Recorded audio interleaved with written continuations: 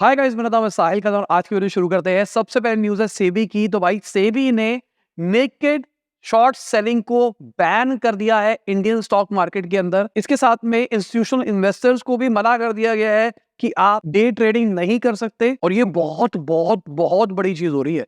अब ये naked short selling का मतलब क्या होता है? बिना स्टॉक खरीदे हमने पहले बेच दिया, उसके बाद में खरीदा। ठीक है, तो इस चीज को रोक दिया गया है। क्यों रोक दिया गया है? दो तीन रीजन है। एक अभी हमने देखा था बहुत बड़ा शॉर्ट सेलिंग का मामला अडानी ग्रुप के साथ निकल के आया था। अडानी ग्रुप के शेयर प्राइसेस घटे, हिंडनबर्ग ने रिपोर्ट निकाली, उसके बाद में लोगों ने दबा के पैसा कमाया, जो कि देखा जाए कई मामलों में शायद इलीगल चीज भी हो सकती है। अभी इन्वेस्टिगेशन बैठ रही है, बाद में पता लगेगा क्या हो रहा है क्या नहीं हो रहा। पर गवर्नमेंट मेक श्योर कर रही है ऐसी चीजें फ्यूचर के अंदर ना हो, कि बहुत दबा के कोई मैनिपुलेशन ना कर पाए मार्केट के अंदर। देखो, दो तीन रीजन और भी है इसके पीछे। इलेक्शन आ रहे हैं और ऐसे बहुत सारे लोग धमकियां दे रहे हैं कि भाई तुम्हारी मार्केट क्रैश करा देंगे। मतलब यहाँ पे पॉलिटिकल एंगल में नहीं घुसते, पर धमकियां दी जा रही है। तो सेबी चाहता है कि इन्वेस्टर्स का नुकसान ना हो, इसके चक्कर में ऐसा हो रहा है। प्लस इलेक्शन भी आ रहे हैं, इन्वेस्टर का नुकसान होगा तो इलेक्शन में कहानी खराब भी हो सकती है। तो दोनों साइड है कहानी अगर देखा जाए तो। पर समझने की कोशिश करो इन्वेस्टर का नुकसान कैसे होगा। अगर हम बात करके चले एक ट्रेंड की, पिछले कुछ टाइम से हम देख रहे हैं डीमैट अकाउंट्स बढ़ रहे हैं। 29% ग्रोथ दिखाई दी है 2023 के अंदर डीमैट अकाउंट्स की। और क्या ये जो डीमैट अकाउंट खुले हैं सब ट्रेडर आ गए हैं? नहीं, इन्वेस्टर्स। ज्यादातर लोग इन्वेस्ट कर रहे हैं मार्केट के अंदर। तो आपने भी इन्वेस्ट कर रखा है, आपको सबने बता दिया, बहुत सारे यूट्यूबरों ने, भाई इन्वेस्ट करो। मैं भी कहता हूँ कि इन्वेस्ट करो। तो आपने इन्वेस्ट कर रखा है, मार्केट अभी के टाइम पे बहुत ऊपर है। अब कोई भी नेगेटिव चीज, कोई बड़ी चीज आती है और या कोई मैनिपुलेशन करता है तो मार्केट एकदम क्रैश करेगी। अब मान के चलते हैं आपने सिर्फ लाख रुपए मार्केट में लगा रखे हैं। लाख रुपए बहुत बड़ा अमाउंट होता है, पर मान के चल रहा हूं आपने लाख रुपए लगा रखे हैं। अब आपके पैसे 2 दिन के अंदर, 3 दिन के अंदर 80,000 रह गए। आप क्या करोगे? पैसे निकाल लोगे। क्योंकि बहुत सारे जो अभी इन्वेस्टर है ना, वो एकदम न्यू एज इन्वेस्टर है, नए नए इन्वेस्टर्स है। तो अगर वो पैसा निकालेंगे तो मार्केट और क्रैश करेगी। मतलब बुरा हाल होता चला जाएगा मार्केट के साथ में। तो यहाँ पे सेबी चाह रहा है इसको रोका जा सके और रातों रात मार्केट क्रैश ना हो, जो कि मुझे लगता है एक अच्छी चीज है। अगर हम 2023 की बात करके चले तो इन्वेस्टर बैंकर्स ने 1.3 billion dollar as a fees कमाया है। 2020 से हाईएस्ट नंबर है देखा जाए तो, और ये बहुत बड़ी बात है। इन्वेस्टर बैंकर्स क्या करते हैं? ये आईपीओ निकाले हैं ना, बहुत सारे आईपीओ निकाले गए, वहां से फीस बनाई गई है। This is good. पर मजे की बात ये है, जो मर्जर्स एक्विजिशन है उनकी जो कॉन्ट्रैक्ट फीस है वो 7% घटती हुई दिखाई दी है। अगर हम मर्जर और एक्विजिशन एक्टिविटीज की बात करके चले तो वो भी घटती हुई दिखाई दी है। तो इसके चक्कर में नंबर कम आने चाहिए थे, पर रिकॉर्ड तोड़ नंबर दिखाई दे रहे हैं। वीडियो में आगे जाने से पहले आपको याद दिलाना चाहूंगा, अपने लाइक का बटन नहीं दबाया, लाइक का बटन दबा दो और चैनल को कर दो सब्सक्राइब। मैं ऐसी डेली बिजनेस न्यूज आपके लिए लाता रहता हूँ। अब अगर हम इंडिया की जीडीपी की बात करके चले तो 7.3% से ग्रो करेगी फाइनेंशियल ईयर 24 के अंदर, गवर्नमेंट की एस्टिमेट्स की अगर ये मान के चले तो। बाकी अगर आरबीआई की प्रोजेक्शन की बात करके चले तो उन्होंने तो 7% कहा था, और हम फास्टेस्ट ग्रोइंग इकोनॉमी रहेगी 7% पे भी। बाकी हमने ऐसा देखा है हमेशा आरबीआई ना अपने आप को अंडर करता है ताकि वो नंबर निकल के आए ज्यादा और खुशी हो। देखो सिंपल सी बात, ये एक साइकोलॉजी है कि अगर आप पहले कोट लेस करोगे उसके बाद में चीज ज्यादा डिलीवर करोगे ना, तो बहुत मजा आता है। बाकी एक अनाउंसमेंट कर देता हूँ, कोर्स बेच नहीं रहा हूँ, कोर्स के बारे में बता रहा हूँ। फ्री कोर्स निकाल दिया है हमने यूट्यूब के ऊपर। जो हमारी वर्कशॉप थी उसका हम एक टाइप ऑफ प्रीमियर करने वाले हैं, लाइव स्ट्रीम कह सकते हो आप। आज लिंक दे दिया मैंने डिस्क्रिप्शन के अंदर, जाके उस प्रीमियर को ऑन कर लो ताकि जब वो वीडियो आए आप उसको साथ साथ देख पाओ। क्योंकि ये मान के चलो वीडियो का ड्यूरेशन लंबा है और हाई चांसेस है कि आप शायद दोबारा ना देखो। तो एक ही बार में एक गो में बैठ के देख लो। और ये वर्कशॉप कौन सी है? जो अभी हमने रिसेंटली करी थी बिजनेस आइडिया के ऊपर। किस तरीके से आइडिया को वेरीफाई करते हैं, किस तरीके से जाना जाता है कि आइडिया सही है या फिर नहीं है, किस तरीके से अपने आइडिया को वैलिडेट किया जाता है खुद से। बहुत ही स्ट्रैटेजिक तरीके से बहुत सारी चीजें सिखाई गई है उसके अंदर। हमने इसको पेड किया था, लाइव स्ट्रीम भी किया था, कई लोगों ने उसको देखा था। अब हम उसको YouTube पे फ्री में लेके आ रहे हैं लोगों के लिए। हमने इस वर्कशॉप का लाइव स्ट्रीम का भी ऑप्शन दिया था, जहां पे हम ऑडियंस के क्वेश्चंस का भी आंसर कर सके। तो बहुत सारे लोगों ने हमको कमेंट सेक्शन में बोला था, भाई फेक हो, scam scam scam scam. Video live हो गई है, जिससे कंपेयर करना है ना कर लेना। यहाँ पे कोई थ्योरेटिकल बातें नहीं करी है मैंने कि ऐसे कर लेना, वैसे कर लेना, वैसे कर लेना, वैसे कर लेना। कोई मोटिवेशनल बातें नहीं है। शायद बीच में एक छोटा सा मोटिवेशन है, बट कोई मोटिवेशनल बातें नहीं है। पूरा एकदम लॉजिकल अप्रोच पे बात करी है, किस तरीके से आइडिया को वैलिडेट किया जाता है विद टेक्निक्स। हवाबाजी कुछ नहीं।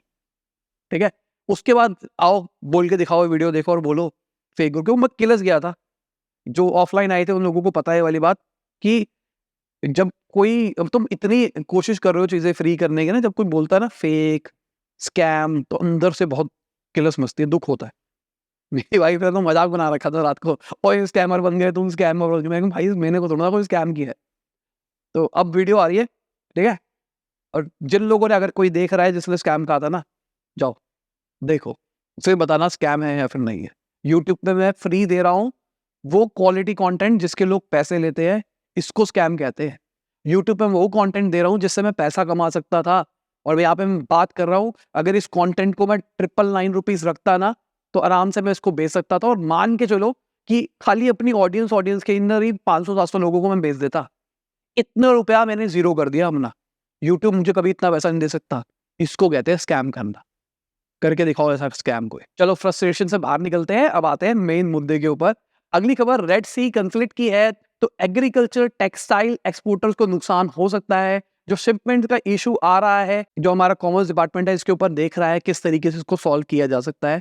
पर भाई अभी रेड सी की शुरुआत हो रही है, अभी तो गवर्नमेंट ही एड्रेस करने लग गई है इस बात को। 2-3 महीने रुक जाओ, फिर आपको एक ट्रेंड दिखाई देगा कि कितना बड़ी चीज है रेड सी। अगर किसी को नहीं पता रेड सी, तो पिछली 3-4 वीडियोस देख लो। हमेशा मैं रोज रेड सी के बारे में बात कर रहा हूँ कि इंपॉर्टेंट मुद्दा है, इस पे आवाज उठाओ ताकि गवर्नमेंट अभी से कुछ बड़ी बड़ी चीजें करने लग जाए। अगली खबर, डीओटी के कहने से गूगल ने डिलिस्ट कर दी है e SIM apps. Basically play store पे कुछ एप्स थी जो कि आपको ई सिम देती थी। ई सिम या आपको सिम नहीं डालनी पड़ती फोन के अंदर ना, एक तरह से आपको इलेक्ट्रॉनिक सिम मिल जाती है। तो आपने क्या किया, आपने एक ऐप इंस्टॉल करी, उसके अंदर आपने यूएस का नंबर ले लिया, इंडिया में बैठे बैठे आप यूएस का नंबर यूज कर रहे हो। तो ये गवर्नमेंट के रेगुलेशंस के खिलाफ था, गवर्नमेंट रेगुलेशन के अंदर नहीं आ रहा था। तो गवर्नमेंट ने कहा भाई हटाओ इन सारी चीजों को। और जो टेलीकम्युनिकेशन वाली कंपनी है, जो इंटरनेट वाली कंपनी है, उन सबको कहा है कि इनकी वेबसाइट को भी बैन करो। बहुत ज्यादा स्कैम होते हैं ना ये। आज भी हम इंडिया के अंदर भी देखता हूँ, मेरे को व्हाट्सएप पे एक लड़की की फोटो लगा के हाय लिख देता है, हाय, है ना, आपको भी हुआ होगा। थोड़ी देर के वीडियो कॉल करके बैठे होते हैं वो लोग, अगर आपने रिप्लाई कर दिया तो मेरे हिसाब से गवर्नमेंट ने एक अच्छा स्टेप लिया है देखा जाए तो। अगली खबर मोबीक्विक के आईपीओ की है। तो उनका कहना है कि जो पैसा आ रहा है उसको बिजनेस एक्सपेंशन, एआई और एमएल के अंदर इन्वेस्ट किया जाएगा। 700 करोड़ रुपया रेस किया जा रहा है, जो सारा का सारा फ्रेश इशू है। Offer for sale is zero. बहुत बड़ी चीज है, मतलब आईपीओ जितना भी निकालेंगे उसका जितना पैसा आएगा वो सारा का सारा कंपनी के अंदर इन्वेस्ट होगा, कंपनी को ग्रो करने के लिए। कोई इन्वेस्टर एग्जिट नहीं कर रहा है। This is a very good thing. बाकी हमने कल परसों बात करी थी इसके बारे में। यहाँ पे एक रिसेंटली एक एग्जिट हुआ था 3 मेंबर्स का, जहां पर 3 मेंबर्स ने अपने ईसॉप्स को बेचा था। तो 3 मेंबर्स को, मैनेजमेंट को पैसा मिल चुका है थोड़े लेवल पे। आईपीओ निकालेंगे तो और अच्छा रहेगा। बाकी मोबीक्विक के ऊपर क्रिमिनल केस भी हो गया है कि उन्होंने अपने वेंडर की पेमेंट नहीं दी थी। एक वेंडर है एक्सप्लोर प्राइवेट लिमिटेड, उनका कहना है 12 इनवॉइसेस की पेमेंट नहीं दी गई जो उनको सर्विस दी गई थी, जिसकी वजह से 1.61 करोड़ का इनको लॉस हुआ है। और भाई मोबीक्विक के साथ तो अजीब चलता है। पिछली बार उन्होंने आईपीओ निकालने की कोशिश करी थी, नहीं निकल पाया था, फिर आईपीओ की निकालने की प्लान कर रहे हैं, और अब ये एलिगेशंस आ रहे हैं। लेट्स सी क्या होता है। अगली खबर उबर की है। तो उबर एक बहुत बढ़िया चीज को टेस्ट कर रहा है इंडिया के अंदर, टीयर 2 और टीयर 3 सिटीज के अंदर, जहां पर वो डायनेमिक प्राइसिंग निकालेगा सप्लाई और डिमांड को मैच करने के लिए। उबर फ्लेक्स करके इन्होंने प्रोडक्ट निकाला है, जहां पर क्या होगा कि भाई मुझे मान लो कहीं घूमने के लिए जाना है, या मुझे कैब में कहीं जाना है, तो मैं कहूंगा कि भाई मैं इतने रुपए देने के लिए तैयार हूँ। अब लोग जो इतने भी आसपास ड्राइवर होंगे सबके पास चला जाएगा कि यहाँ जाना है, इतने रुपए में जाना है, जिसको जाना हो चला जाएगा। ये वो वाला लॉजिक आ गया है कि हम जैसे ऑटो वाले को ना रोक के कहते थे, भैया इतने में जाना तो बताओ, चलोगे तो बताओ। तो ये वो वाला सीन आ रहा है, और बहुत बढ़िया चीज है। इसको ऑटो में भी अप्लाई किया जा रहा है, हर जगह पे अप्लाई किया जाएगा धीरे धीरे करके। इनका एक कॉम्पिटिटर भी है InDrive करके, जहां पर पूरा पूरा ऑप्शन होता है कि आप कितना भी रेट रख सकते हो। पर उबर क्या कह रहा है, उबर कह रहा है एक लिमिट तो रख रहे हैं। जैसे कि मान के चलो ए लोकेशन से बी लोकेशन जाने की 50 रुपए की बनती है, तो यहाँ पे वो कह रहा है कि आप 40 से नीचे नहीं ले सकते।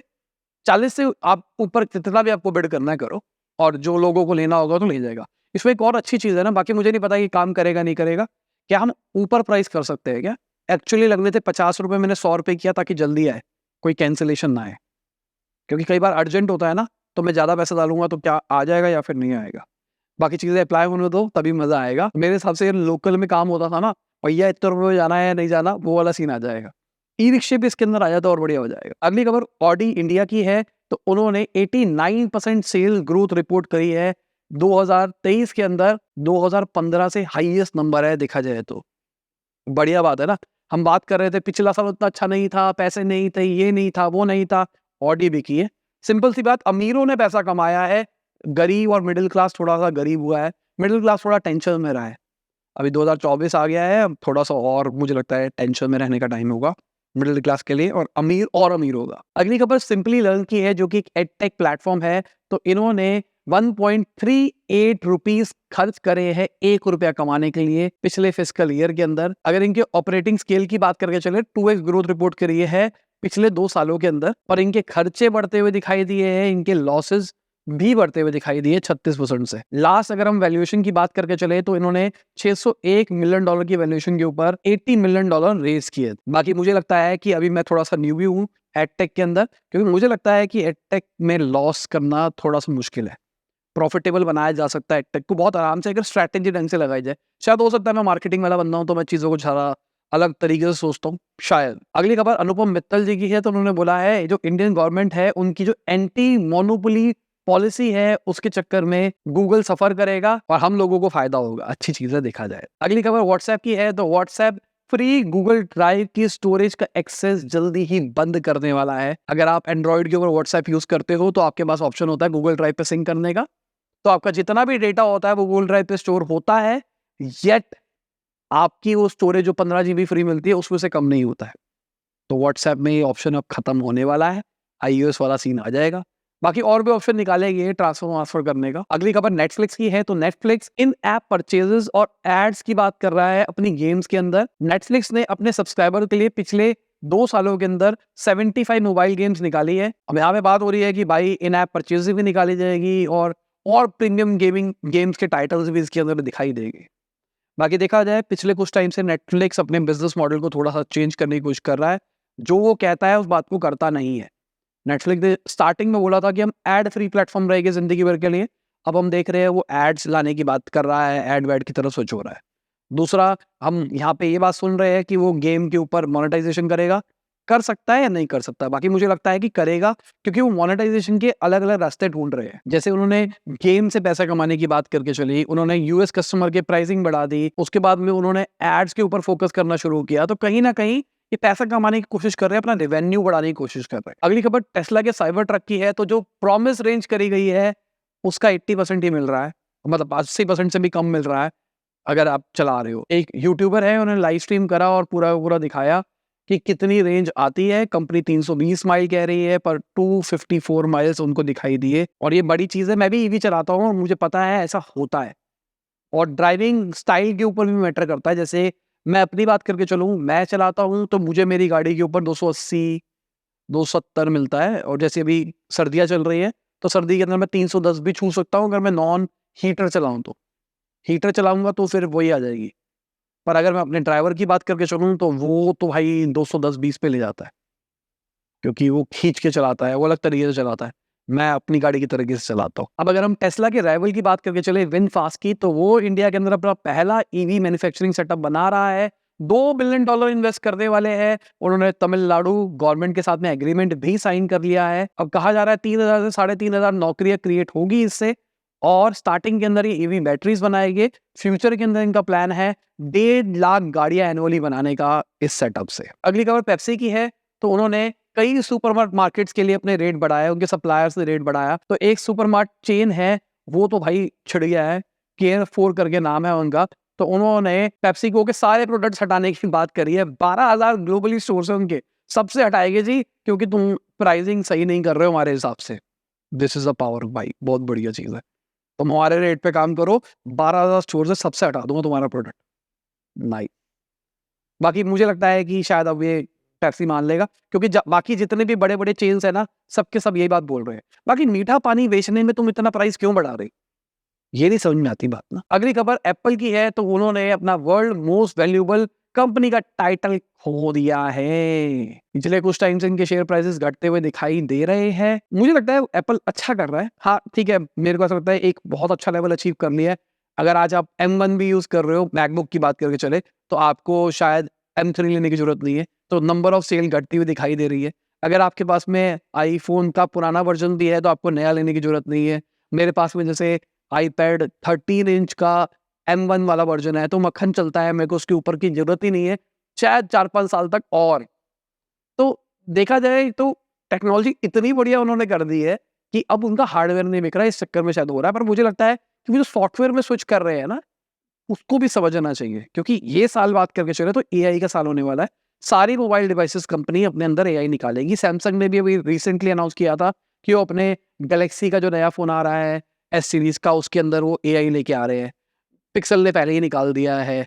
आईफ़ोन भी अपना लार्ज लैंग्वेज मॉडल के ऊपर काम कर रहा है, तो वो भी निकल के आएगा शायद मोस्ट प्रोबेबली अगले साल या इस साल, देखते हैं कब आता है। बाकी सॉफ्टवेयर अपडेट में तो निकाल ही देंगे, पर अगर एक फुल फ्लेजेड हार्डवेयर लेवल पे बात करके चले, हो सकता है इस साल, अगले साल एप्पल भी निकाल दे। बाकी मुझे अभी भी बिलीव है एप्पल के अंदर। हाँ, ठीक है, मैं एप्पल लवर हूँ, मैं एप्पल के प्रोडक्ट यूज़ करता हूँ, तो मुझे लगता है कि अच्छा काम कर। बाकी ये लोग हमारे सपोर्टर्स, जिनकी वजह से डेली हम आप तक बिज़नेस न्यूज़ ला पाते हैं। Thank you for supporting us. इसी के साथ आज की बिज़नेस न्यूज़ खत्म होती है। उम्मीद करता हूँ आपको मज़ा आया होगा। लाइक कर देना, शेयर कर देना, कमेंट बताना वीडियो कैसी लगी। बाय, गुड नाइट, शुभ, खुदा हाफिज़। गुड मॉर्निंग, आफ्टरनून, जब भी आप वीडियो देख रहे हैं। जय हिंद, वंदे मातरम।